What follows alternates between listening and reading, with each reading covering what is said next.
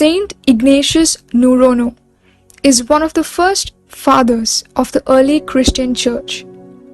Saint Ignatius was ordained as the Patriarch of Antioch following Saint Evodius as the third successor of Saint Peter. Saint Ignatius is known as Theophorus in Greek and Noorono in Syriac, which means the fiery one or one clothed in fire.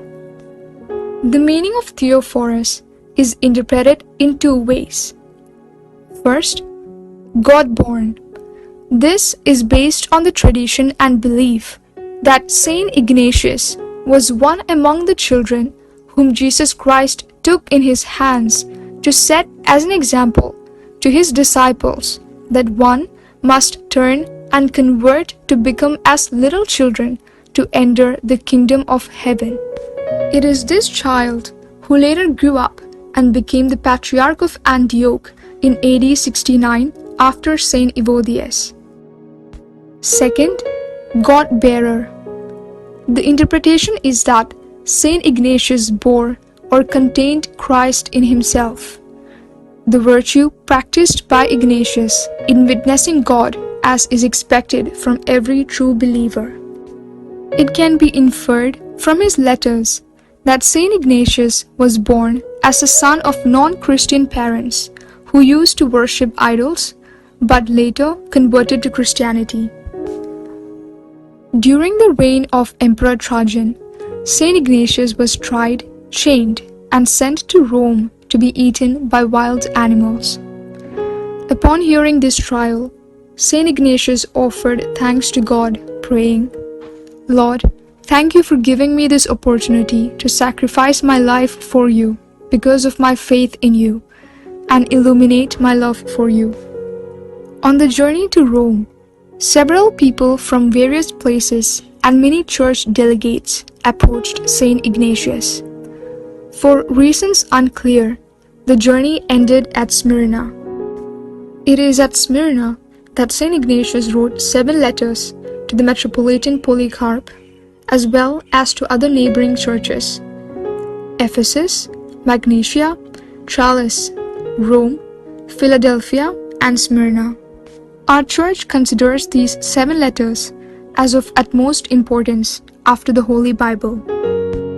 In the 1st century, there were no canons or principles approved by the church, so there were no written laws that could be cited when problems arose within the church. This is why Saint Ignatius emphasizes in his writings that we should be obedient to the church clergy. Saint Ignatius had to face 2 groups with erroneous teachings. One group wanted the church to be in tune with the Judaistic traditions and practices.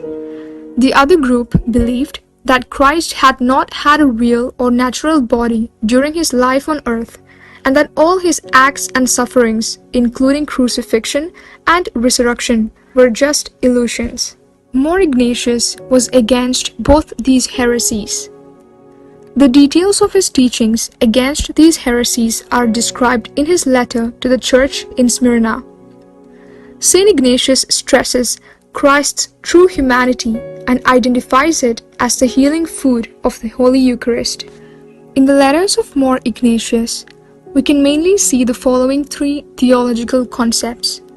First, warning regarding wrong teachings. Second, to maintain peace and unity among the congregation and to be submitted to the metropolitans and clergy in spiritual matters. Third, the greatness of martyrdom. Saint Ignatius teaches that martyrdom is the greatest gift, the crown of victory that every true Christian should hope for and work towards. This influence becomes evident from the martyrdom of Polycarp of Smyrna in AD 155, who was a dear friend of Saint Ignatius. Saint Ignatius reached Rome in the winter of AD 107, where he was thrown to hungry lions in a colosseum with Zosimus and Ropos. Saint John Chrysostom, in his oration, mentions that the martyrdom of Saint Ignatius was on 17th October. As Mor Ignatius often said, "The weight of Christ was ground by the teeth of beasts. As per witnesses, only the hard bones of the saint's body remained. Christians collected these bones and brought them to Antioch as relics. A church was built at the place where these relics were deposited and became the object of pious veneration. The St. Peter's Basilica Church in Rome also houses these relics. During the reign of Theodosius II, the holy relics were transferred to another church within the city on 20th December. The feast of St. Ignatius Noorono is celebrated on 20th December in the Syriac Orthodox Church.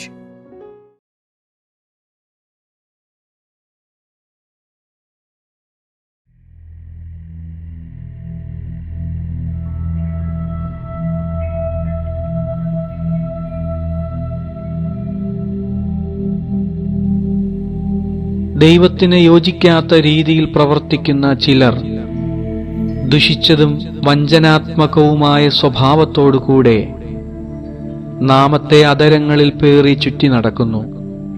വന്യമൃഗങ്ങളിൽ നിന്നെന്ന പോലെ അവരിൽ നിന്ന് ഒഴിഞ്ഞു മാറുവിൻ.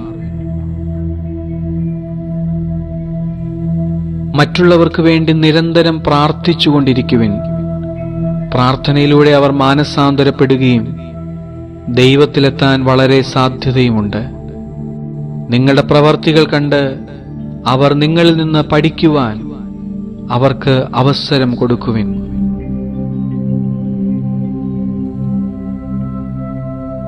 യേശു മിശിഹായിലുള്ള യഥാർത്ഥ ജീവിതം മാത്രമായിരിക്കട്ടെ നമ്മുടെ നേട്ടം.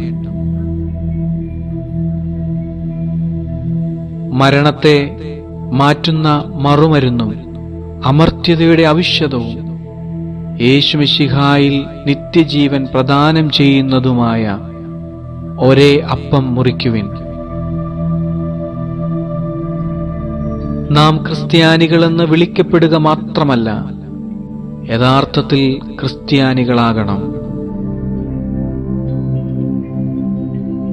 എല്ലാവരും ശമ്മാശന്മാരെയും ബഹുമാനിക്കണം. എന്തെന്നാൽ അവർ മശിഹായെ പ്രതിനിധാനം ചെയ്യുന്നു. നിങ്ങളുടെ മെത്രാനെ നിങ്ങൾ പിതാവിന്റെ സ്ഥാനത്തും വൈദികരെ അപ്പോസ്തോല സംഘത്തിന്റെ സ്ഥാനത്തും കാണണം. കാരണം ഇവരെ കൂടാതെ സഭയില്ല. ഈ 3 പദവിയിൽപ്പെട്ടവരില്ലാത്ത സഭ പേരിന് പോലും അർഹരല്ല.